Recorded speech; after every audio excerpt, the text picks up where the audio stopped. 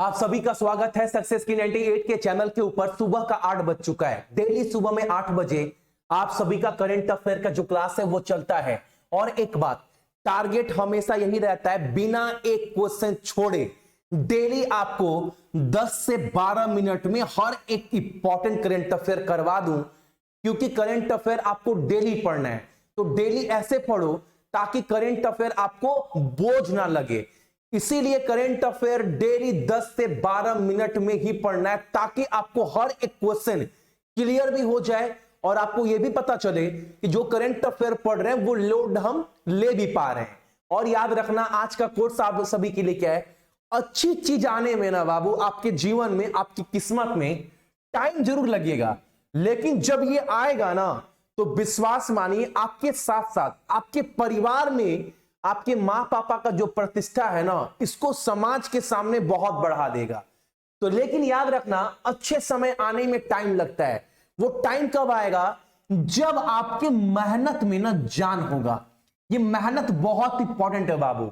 यही मेहनत जो है आपके आने वाला भविष्य कैसा होगा पूरा निर्भर करता है। बहुत लोग बोलते हैं भैया किस्मत साथ नहीं देता है।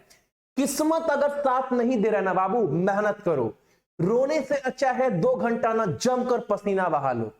लाइफ जो है वो बहुत खूबसूरत हो जाएगा।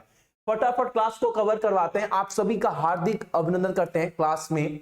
और आज का पहला क्वेश्चन आपके एग्जाम के लिए क्या है? फर्स्ट क्वेश्चन आप सभी के लिए है, एग्जाम में आपसे डायरेक्ट पूछेगा कि one plus India region operation के प्रमुख के रूप में किसे जो है वो सीईओ बनाया गया है। एकदम क्वेश्चन पूछेगा आप सभी से।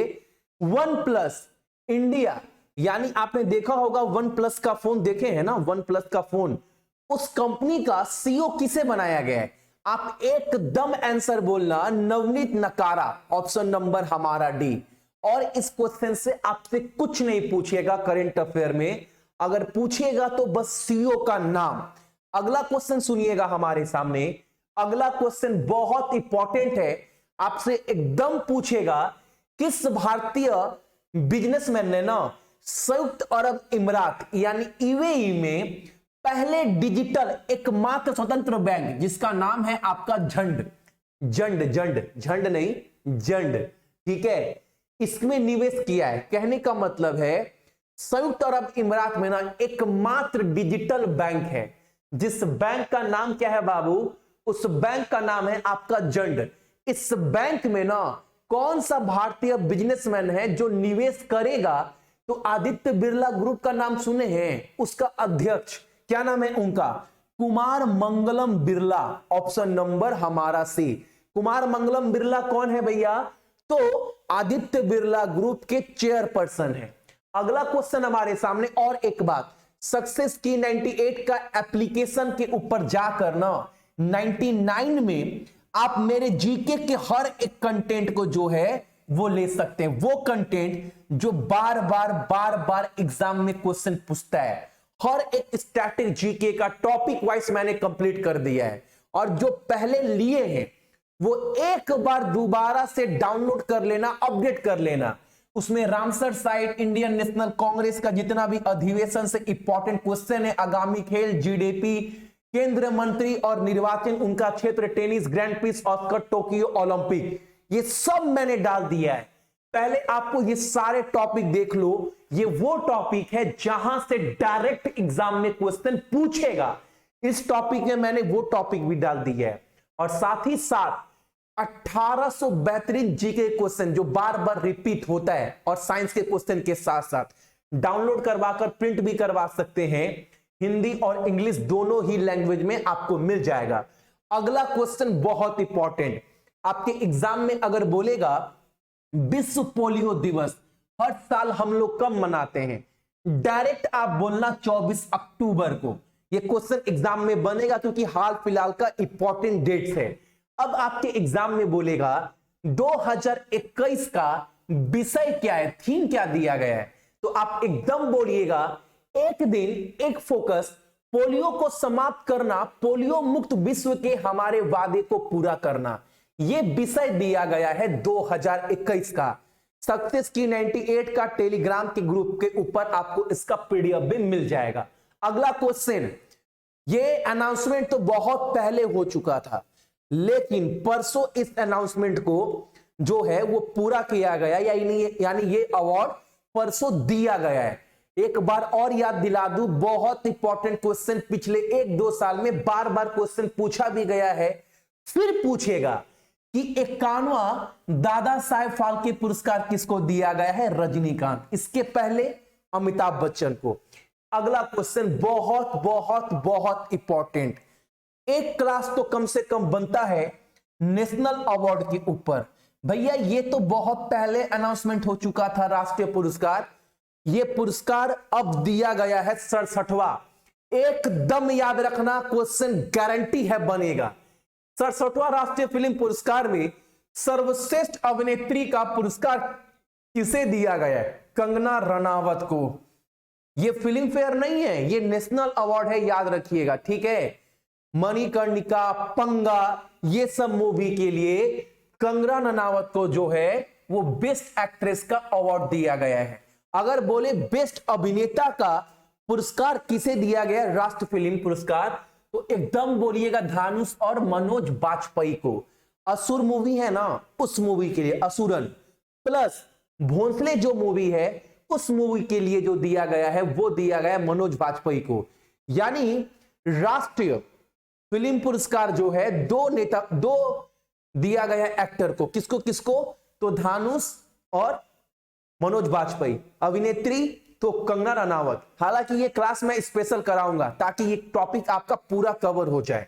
अगला क्वेश्चन हमारे सामने बहुत इंपॉर्टेंट क्वेश्चन, 16वां G20 शिखर सम्मेलन की मेजबानी कौन सा देश करेगा? एकदम याद रखना, आपका इटली। और जो देश करता है वहीं के राष्ट्रपति जो है वो अध्यक्ष होते हैं। तो पहला बात तो याद रखना, इस बार का G20 का शिखर सम्मेलन जो है वो इटली इसका मेजबान देश है।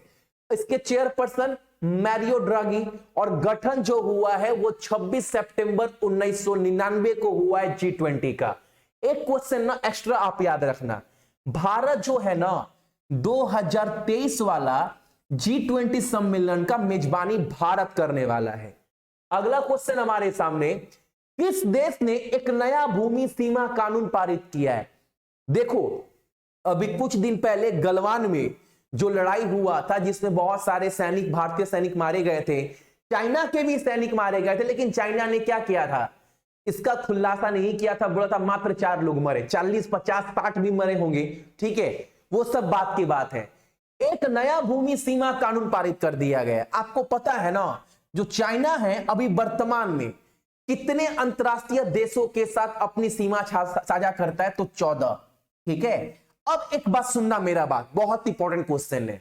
ये बॉर्डर लॉ क्या बोलता है? अगर बहुत शॉर्ट में बताओ तो इस कानून में बताया गया है ना, जो भी बॉर्डर लाइन के पास जितने भी गांव हैं, ठीक है, उस गांव में जितने भी नागरिक हैं उनको ना ऐसा आर्मी ट्रेनिंग दिया जाएगा, ऐसा डिफेंस वो काम करेंगे। यानी बोलते हैं ना गुप्त तरीके से हर एक सूचना पहुंचाना आर्मी के पास। तो जो भी बॉर्डर सीमा इलाके में जितने भी नागरिक रहेंगे वो कहीं ना कहीं खुफिया एजेंसी का काम करेंगे चाइना के लिए। और ये भी लॉ में मेंशन किया गया है ना कि अगर बॉर्डर पर कोई झड़प हो जाए ना तो हथियार वगैरह लेकर जा सकते हैं चीन के सैनिक। आप बोलेंगे भैया जो लाइन ऑफ कंट्रोल का जो नियम कानून बोलता है इसका तो अनुमति नहीं देता है।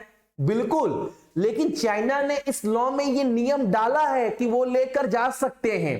तो भारत के आर्मी तो बाबू सतर्क रहते हैं। ये चीन वाले क्या करेंगे, छोटा छोटा आंख वाले। इंडियन आर्मी हर चीज के लिए रेडी है, ठीक है। तो याद रखिएगा यह नया भूमि सीमा कानून जो है वो चीन के द्वारा पारित किया गया है। अगला क्वेश्चन हमारे सामने सुनना, निम्नलिखित में से किस राज्य ने अपना पहला जीका वायरस मामला दर्ज किया है? यानी पहली बार जीका वायरस मामला जो है वो उत्तर प्रदेश में देखा गया है। बहुत इंपॉर्टेंट क्वेश्चन, ठीक है।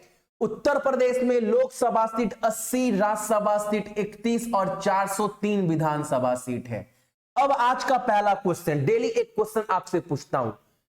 उत्तर प्रदेश का नाम चीफ जस्टिस और यहां के गवर्नर का नाम और यहां पर कितना जिला है ये भी आपको कमेंट कर कर बताना है। ये 3 क्वेश्चन आपके सामने है। अच्छा, गवर्नर को मैं हटा दे रहा हूं क्योंकि ये सबको पता होगा कि गवर्नर जो है ना भैया उत्तर प्रदेश के वो आनंदीबेन पटेल है, मुख्यमंत्री योगी आदित्यनाथ राजधानी लखनऊ। लेकिन जिला और मुख्य न्यायाधीश ये दो चीज आपको कमेंट कर कर बताना है। अगला क्वेश्चन हमारे सामने 27 अक्टूबर 2021 यानी आज के दिन तालिबान की भागीदारी के बिना कौन सा देश अफगानिस्तान पर एक क्षेत्रीय बैठक की मेजबानी करेगा? ईरान कर रहा है और ये जो मामला है वो अफगानिस्तान को लेकर उठेगा, लेकिन इसमें तालिबान नहीं रहेगा। आपको पता होगा अफगानिस्तान का नाम चेंज कर दिया गया तालिबान, लेकिन इस मुद्दे पर ना तालिबान ही नहीं रहेगा। और जो ये बैठक होने वाला है इसकी मेजबानी जो है वो आपका ईरान करने वाला है।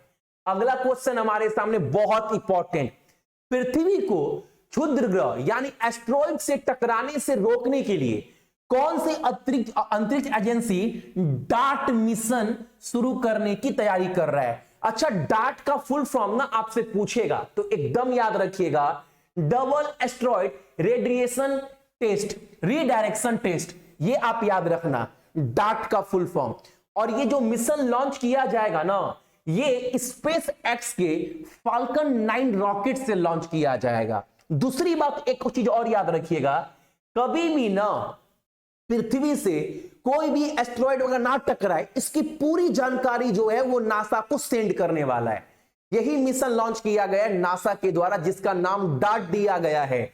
और डार्ट का फुल फॉर्म बता दिया है, किस रॉकेट से लॉन्च किया गया ये बता दिए। नासा का गठन 1958 में हुआ है। नासा का हेडक्वार्टर अमेरिका में है और नासा के प्रशासक यानी एडमिनिस्ट्रेटर 2 लोग हैं। कौन कौन? एक तो स्टीव जर्जिक और दूसरा कौन है? Bill Nelson. ठीक है, तो ये थे आपके आज के इंपॉर्टेंट करंट अफेयर। हर एक क्वेश्चन कवर करवा देंगे बिना एक क्वेश्चन छोड़े। डेली मैं आपको ना 10 से 12 मिनट में बिना एक क्वेश्चन छोड़े क्लास कवर करवा देता हूं, ताकि करेंट अफेयर बोल रहा हूं, सिर्फ करेंट अफेयर आपके ऊपर बोझ ना बने। क्लास अच्छा लगा होगा लाइक कर दीजिएगा, और एक बात, अपने साथ साथ अपने मम्मी पापा का भी ख्याल रखिएगा। ठीक है, जय हिंद।